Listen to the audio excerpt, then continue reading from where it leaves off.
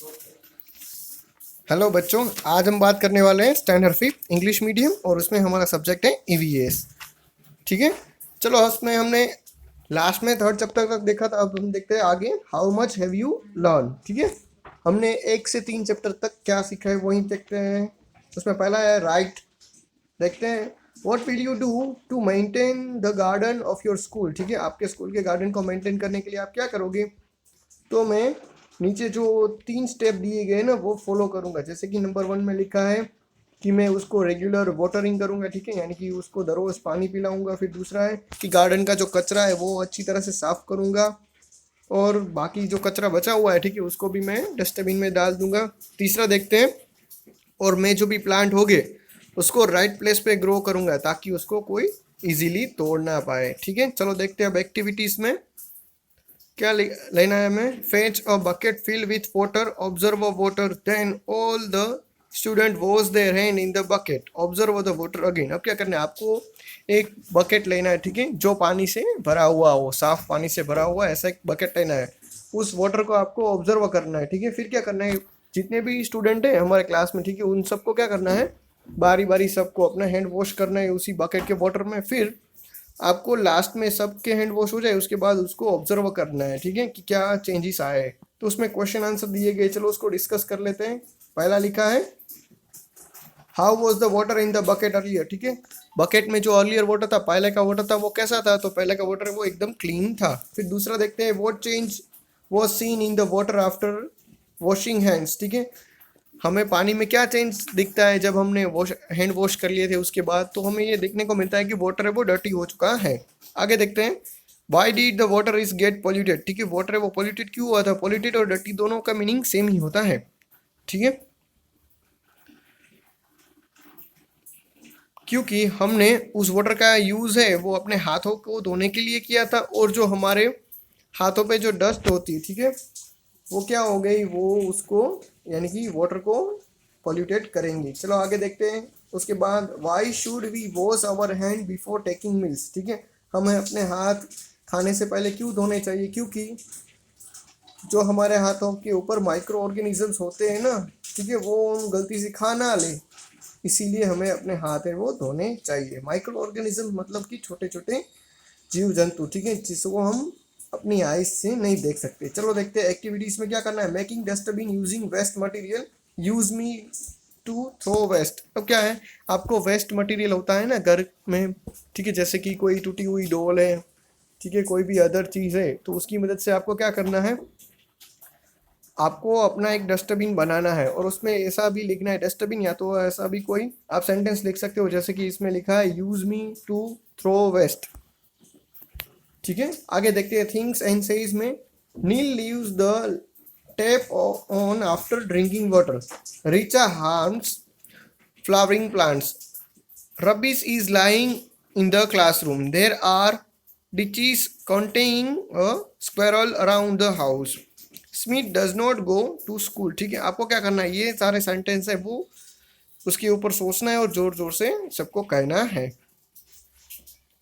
आगे बात करते हैं परफॉर्म एक्टिविटी। आपको एक्टिविटीज कौन सी परफॉर्म करनी है। Perform this activity in the group of 3 each. ठीक है, आपको 3 लोगों का एक ग्रुप बनाना है। Bring 5 seeds each of monocot and dicot from home. ठीक है, आपको क्या करना है, घर से 5 सीधे वो मोनोकोट और 5 सीधे वो डायोकोट के लाना है। जैसे कि मैंने आपको बताया था मोनोकोट क्या है और डायोकोट क्या है। ठीक है, एक बार लेसन नंबर 3 को वापस रिवाइज कर लेना। Put seeds in transparence pouches and step them and make chart. ठीक है, आपको क्या करना है, उन सारे सीड्स को क्या करना है, पाउच में डाल देना है और अच्छी तरह से उसको स्टेपलर कर देना है। फिर क्या करना है, एक चार्ट बनाना है और सारे के जितने भी सीड्स लिए ना उसका नाम चार्ट के ऊपर लिखना है। ठीक है, और वो भी चार्ट के ऊपर जो भी सीड्स लिए हैं ना वो भी स्टेपलर कर देने हैं। चलो आगे देखते हैं थिंग्स एंड से आपको क्या सोचना है। What observer have you made in chapter 1 and 3। ठीक है, आपने चैप्टर 1 से 3 तक कौन से ऑब्जर्व किए हैं। What classification have you made in chapter 1 और 3। ठीक है, आपने कौन से क्लासिफिकेशन देखे 1 से लेके चैप्टर 3 तक, ये सब कुछ आपको सोचना है। चलो आगे बात करते हैं लेसन नंबर 4 की। ठीक है, हमने 1 से 3 लेसन कंप्लीट कर लिए हैं, उसके साथ साथ उसकी जो टेस्ट है हाउ मच यू लर्न वो भी कंप्लीट कर लिया। अब बात करते हैं lesson number 4, my district. Read. You may usually go to tour, you must be visiting sightseeing places, famous pilgrimage places, and historical monuments. You may also be visiting such places in your district. Where in your district are such places located? अब क्या करना है, जब आप tour पे जाते हो तो कई सारे विशाल दृश्य को देखते हो, जैसे कि कोई पुरानी चीज़ें हो, ठीक है, पुराने महल हो, और पुरानी जो भी लिखी हुई चीज़ें वो भी आप देखते हो, और ऐसे ही कुछ प्लेसेस है वो आपके डिस्ट्रिक्ट में भी देखने को मिलते हैं। ठीक है, तो कौन सी जगह पे वो देखने को मिलते हैं वो ही आपको बताना है। ठीक है, जैसे लिखा है read, find the book namely our district, find the following information from it. ठीक है, आपको एक बुक फाइंड करनी है आवर डिस्ट्रिक्ट, ठीक है, और उसी में से ये सारी इंफॉर्मेशन फाइंड करनी है।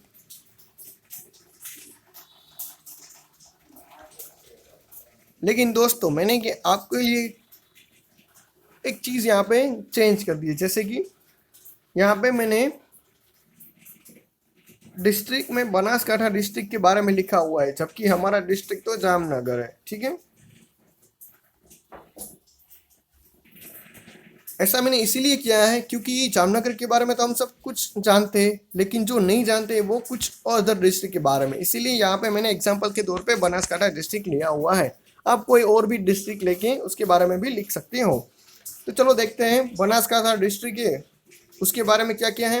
Right about historically and famous places of your district. ठीक है, डिस्ट्रिक्ट के बारे में लिखना है, तो यहाँ पे मैंने बनासकाठा डिस्ट्रिक्ट के बारे में लिखा है। चलो देखते हैं, उसमें नेम में लिखते हैं, जैसे कि ये पालनपुर है, दीसा है, जयसोर है, ठीक है, अमीरगढ़ है वहाँ का खास, तो फिर है बालाराम टेम्पल है और मोकेश्वर है। तो जैसे कि पालनपुर है वो पालनपुर डिस्ट्रिक्ट में आया हुआ है, दीसा है वो डीसा डिस्ट्रिक्ट में आया हुआ है, जयसोर है वो अमीरगढ़ डिस्ट्रिक्ट में आया हुआ है, फिर बालाराम है वो भी पालनपुर डिस्ट्रिक्ट में है, और मोकेश्वर है वो वडगामा तालुका में आया हुआ है। ठीक है, और पालनपुर की खास बात क्या है तो हमें देखने को मिलती है, पेक्युलरिटीज में देखते हैं कि जैसे कि वहाँ पे नवाबी सिटी है, फिर कीर्ति स्तंभ वहाँ पे है, और जोरावर पैलेसिस भी वहाँ पे आए हुए हैं। अब बात करते हैं दीसा डिस्ट्रिक्ट की, तो दीसा में जलाराम का टेम्पल है, गायत्री मंदिर है, ठीक है, और वहाँ एक बिजनेस सेंटर भी फैला हुआ है। अब बात करते हैं जयसोर की, ठीक है, अमीरगढ़ वाला। अब देखते हैं उसमें क्या है, जयसोर बियर सेंचुरी है और वहाँ के जंगल भी खास है। आगे बात करते हैं बालाराम टेम्पल की, बालाराम टेम्पल है, ठीक है, उसमें नवाबी महल भी आया हुआ है। ठीक है, यहाँ पे देखो नवाबी सिटी और यहाँ पे नवाबी महल है, इतना चेंजेस है, और महादेव टेम्पल भी आया हुआ है। अब बात करते हैं मोकेश्वर में, वडगामा तालुका में, तो वहाँ पे महादेव का टेम्पल है, मोकेश्वर महादेव का टेम्पल भी वहाँ पे आया हुआ है। अब बात करते हैं right about famous pilgrimage places in your district. ठीक है, पिलिग्रिमेज प्लेसेस के बारे में हमें लिखना है। ठीक है, मतलब कि ऐसे टेम्पल्स, कोई पुराने आर्किटेक्चर है उसके बारे में, जैसे कि अंबाजी, तो वो दाता तालुका में आया हुआ है। ठीक है, बनासकाठा में ही आया हुआ है दाता तालुका, और वहाँ में ओल्डेस्ट टेम्पल है। फिर धीमा, वो वाव तालुका में आया हुआ है, वहाँ पर भी ओल्डेस्ट टेम्पल है। ओल्डेस्ट टेम्पल मतलब कि अंबाजी का ही ओल्डेस्ट टेम्पल है, यहाँ पर भी धीमा का ही ओल्डेस्ट टेम्पल है। अब बात करते हैं पदम, ठीक है, पदम भी वाव तालुका में आया हुआ है, वहाँ पे सोलंकी डायनेस्टी का महादेव का पुराना मंदिर आया हुआ है। अब बात करते हैं मगरवाड़ा, मगरवाड़ा है वो वडगामा तालुका में आया हुआ है, ऊपर ही हमने देखा था। ठीक है, वहाँ पे क्या है, वीर दाड़ा का ओल्डेस्ट टेम्पल आया हुआ है। चलो आगे बात करते हैं name of the historically places where the maximum pilgrimage visit. ठीक है, आपको हिस्टोरिकली जितने भी प्लेसेस हैं वहाँ पे सबसे ज़्यादा जो विजिटर आते हैं उसके बारे में लिखना है। जैसे कि हम बात करें तो बालाराम जो टेम्पल है, ठीक है, पालनपुर में आया हुआ है, वहाँ पे सबसे ज़्यादा लोग आते हैं। आगे बात करते हैं what is the historically place famous for. ठीक है, हिस्टोरिकली प्लेसेस है वो किसके लिए फेमस है, जैसे कि बात करते हैं तो नवाब के जो प्लेसेस है, यानी कि पैलेसिस है, जो महल है वो, सो कि आज के टाइम में वो एक बड़ा सा होटल बन चुका है रिसोर्ट के तौर पे। ठीक है, जो भी पहले महल था, ठीक है, आज उसका यूज़ है वो होटल की तरह किया जाता है। आगे बात करें तो वहाँ पे एक महादेव का पुराना मंदिर भी आया हुआ है। आगे बात करते हैं number 3, which pilgrimage place of your district have you visited. ठीक है, आपने बनासकांठा डिस्ट्रिक्ट में कौन से प्लेसेस है उसको विजिट किया हुआ है। तो जैसे कि हमने बात की थी अंबाजी टेम्पल है, ठीक है, वहाँ पे हम गए हुए हैं और वहाँ के आसपास के जितने भी लोग हैं, ठीक है, उसके घर पर भी हमने एक बार गए हुए थे। आगे बात करते हैं number 4, in which pilgrimage places of your district is the fair held, ठीक है, कौन से पिलिग्रिमेज जैसे प्लेसेस है जहाँ पे मेला लगता है। जैसे कि बात करते हैं तो भादरवी पूर्णिमा को अंबाजी माता का जो ठीक है, अंबाजी जो डिस्ट्रिक्ट है वहाँ पे अंबाजी माता के सामने ही मेला लगता है।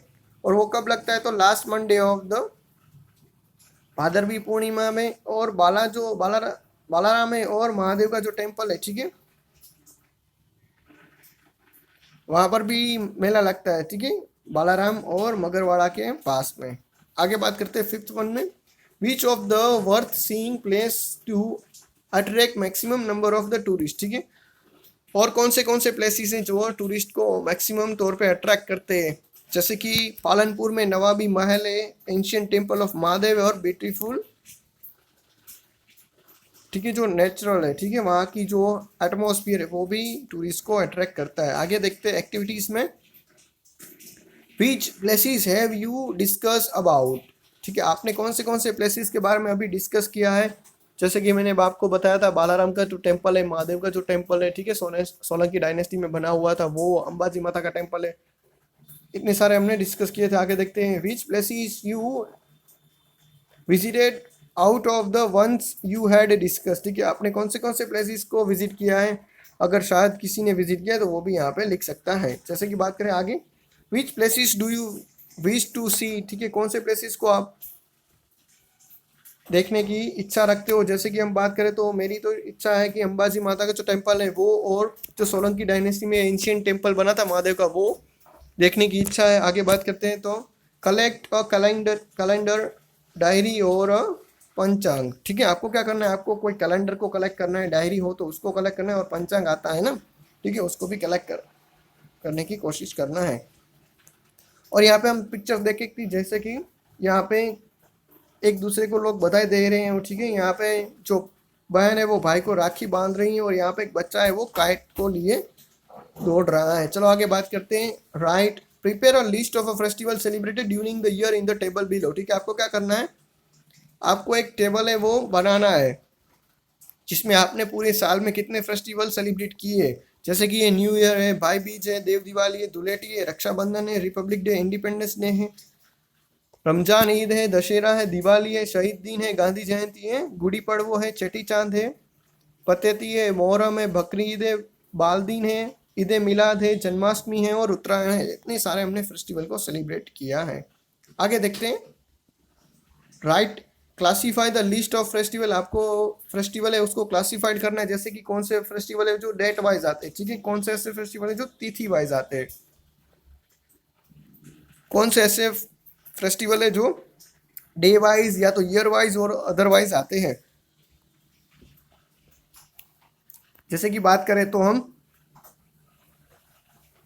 डेट वाइज फेस्टिवल में उत्तरायण आता है, ठीक है, वो भी फिक्स होता है, फिर रिपब्लिक डे वो भी फिक्स होता है, शहीद दिन, इंडिपेंडेंस डे, गांधी जयंती और बाल दिन है, वो सारे के सारे डेज है वो पर्टिकुलर डेट को ही आते हैं। अब बात करते हैं तिथि वाइज की, उसमें दिवाली है, भाई दूज है, देव दिवाली है, होली है, रक्षाबंधन है, जन्माष्टमी, ये सारे जो फेस्टिवल है वो तिथि वाइज आते हैं। अब बात करते हैं अदर, जैसे कि गुड फ्राइडे है, रमजान ईद है, ठीक है, चेती चांद है, ईद मिलाद है, बकरी ईद है और पतेती है। तो ये सारे जो त्यौहार है वो किस तरह से आते हैं, तो वो कोई पर्टिकुलर मंथ में फर्स्ट वीक में होता है या तो कोई लास्ट वीक में होता है, ठीक है। आगे बात करते हैं, discuss which festival are celebrated as a national festival, आप नेशनल फेस्टिवल में कौन से फेस्टिवल को सेलिब्रेट करते हो। जैसे कि Republic Day, Independence Day, Gandhi Jayanti, इन सबको हम नेशनल फेस्टिवल की तरह सेलिब्रेट करते हैं। Why are the national festival celebrate, ठीक है, हम नेशनल फेस्टिवल को क्यों सेलिब्रेट करते हैं, क्योंकि इससे हमारे जो नेशन है, ठीक है, उसमें ब्रदरहुड की जो फीलिंग है वो एस्टेब्लिश हो।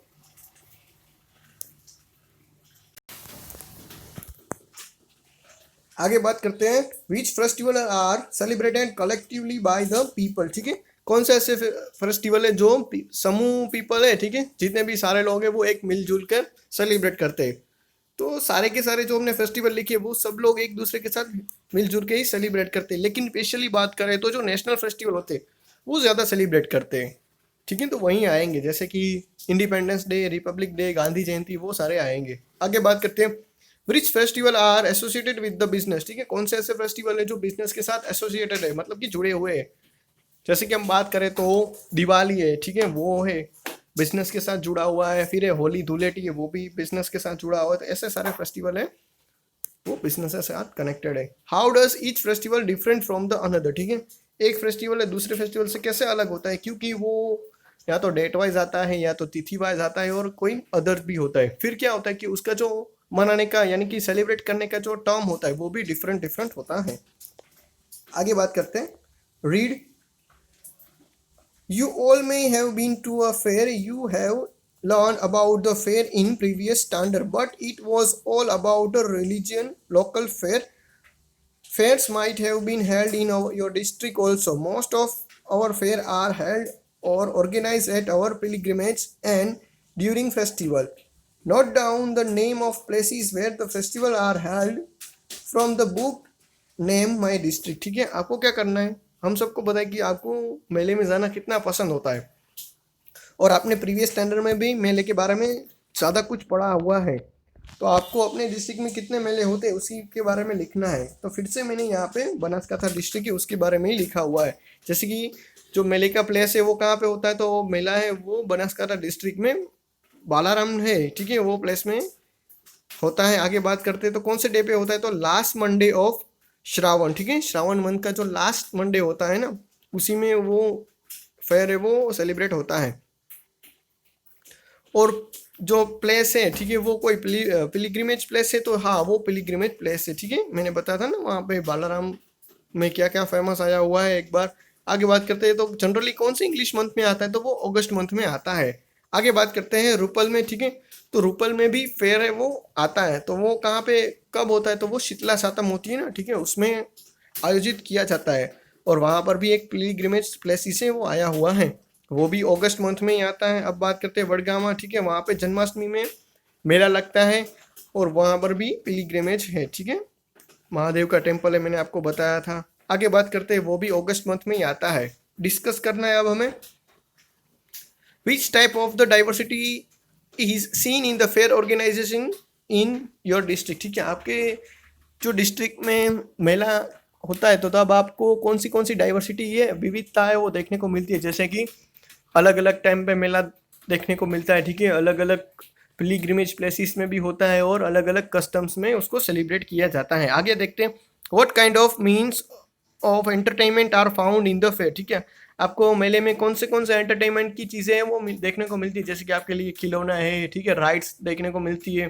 तो ये सारी चीज़ें आपको देखने को मिलती है। आगे बात करते हैं, tick mark the appropriate ocean according to the list given. आगे देखते हैं, लिस्ट, फेयर और वेडिंग सेरेमनी। ठीक है, जैसे कि वेडिंग कार्ड है वो कब दिया जाता है, तो फेयर में तो नहीं दिया जाता है, वेडिंग सेरेमनी होती है उसी में होता है। फिर है फटल राइड। ठीक है, फटल राइड होता ही मतलब कि आपको किसी जो राइड होती है ना मेले में उसको बैठने की टिकट, तो वो आपको फेयर में देखने को मिलती है, वेडिंग सेरेमनी में तो नहीं देखने को मिलती है। फिर है फ्लावर पिन, तो फ्लावर पिन है वो आपको कब देखने को मिलेगी, वेडिंग सेरेमनी होगी तभी। फिर है ढोलक, तो ढोलक भी आपको वेडिंग सेरेमनी में ही देखने को मिलेंगे, फेयर में तो कोई ढोलक बजाता हुआ नहीं दिखेगा। आगे बात करते हैं स्वीट। स्वीट यानी कि मिठाइयाँ, तो मिठाइयाँ तो मेले में भी देखने को मिलती है और वेडिंग सेरेमनी में भी देखने को मिलती हैं। अब देखते हैं रीड में, there are different communities in your district, they all earn their livelihood through the different occupation. Most people usually run their business staying at one and the same place. Some people have to wander daily for their occupation and livelihood. ठीक है, आपके district में कई सारे जो communities है वो रहते होंगे और सब लोग है वो अपना कुछ ना कुछ बिजनेस करते होंगे। ठीक है, और कुछ लोग है वो एक जगह पे रहते होंगे, कुछ लोग है वो एक जगह से दूसरी जगह मूव करते होंगे। तो चलो देखते हैं कि वो अपना जीवन है वो किस तरह से पास करते हैं। यहाँ पे हमें एक टेबल दिया गया है, ठीक है, और जिसकी मदद से हमें क्या करना है, उसको कंप्लीट करना है। जैसे कि हमें यहाँ पे कम्युनिटीज लिखने हैं, जैसे कि गालिया, लावरिया जैसी कम्युनिटीज हैं, ठीक है, बनासकांठा डिस्ट्रिक्ट में। और उसका ऑक्यूपेशन क्या है, तो उसका ऑक्यूपेशन मेन है फार्मिंग का, ठीक है, टूल्स मेकिंग यानी कि जो फार्मिंग से रिलेटेड टूल्स हो उसको बनाने का है। और उसकी औरतें क्या पहनती है, तो क्राफ्ट्स और ब्लाउज पहनती है, ठीक है। आगे बात करें तो मैन से वो क्या पहनते हैं, तो हींग्स और ट्राउजर पहनते हैं। और खाने में क्या लेते, तो वो रोटी है, सॉस है और वेजिटेबल्स है, ठीक है, वही लेते हैं, यानी कि चटनी भी लेते हैं। आगे बात करते हैं देयर टूल्स एंड मीन्स, ठीक है, वो उसके यूज़ क्या करते हैं, तो हैमर और ब्लसीज बनाते हैं, ठीक है, हथौड़ा और पावड़ा जैसी चीज़ें बनाते हैं। आगे बात करते हैं तो ट्राइबल पीपल, ठीक है, यानी कि आदिवासी लोग, वो क्या काम करते हैं, तो वो जनरली मजदूरी जैसा वर्क करते हैं, ठीक है। आगे बात करते हैं उसकी औरतें क्या पहनती, तो वहाँ की औरतें हैं वो स्क्राफ और ब्लाउज ही पहनती है, जबकि उसके मैन है वो हिंग्स और ट्राउजर्स पहनते हैं। और फूड में वो जनरली क्या खाते हैं, तो जवार है, कॉर्न है, उसकी ब्रेड है और वेजिटेबल्स सोर्स वही सब खाते हैं। और वहाँ में जो यूज़ होते हैं, ठीक है, उसके जो टूल्स है वो क्या है, तो उसकी टूल्स है वो ब्लसी से सोवेल है और तगारा है, वो खास उसके टूल्स है। अब बात करते हैं तो nomadic of society. Nomadic of society का मतलब क्या है कि सोसाइटी का निचला क्लास, ठीक है, निचला जो वर्ग होता है ना, वो जैसे कि बात करें तो उसमें फार्मिंग का वर्ग, जो सोसाइटी आती है, फार्मिंग फार्मर्स और वो सब लोग आते हैं, ठीक है। वो क्या करते हैं, तो जॉब एट डिफरेंट प्लेसेस, ठीक है, अलग अलग जगह पे वो काम करते हैं, जिसकी अपनी ज़मीन नहीं होती है लेकिन दूसरों की ज़मीन पे वो काम करते हैं। फिर उसकी जो औरतें वो क्या पहनती है, तो उसकी औरतें वो साड़ी ब्लाउज और ड्रेस पहनती है। और जो मैन है वो जनरली पैंट शर्ट और जब्बा पहनते हैं। और खाने में क्या होता है, तो उसके खाने में ब्रेड, दाल, भात, ठीक है, जिसको हम राइस कहते हैं, और शाक भी होता है। और उसके जो टूल्स होते हैं वो क्या होते हैं, तो उसके टूल्स है वो डिफरेंट जॉब के अनुसार डिफरेंट डिफरेंट होते हैं। अब बात करते हैं नोमेडिक ऑफ लेबर क्लास, ठीक है, लेबर क्लास में क्या होता है, ठीक है।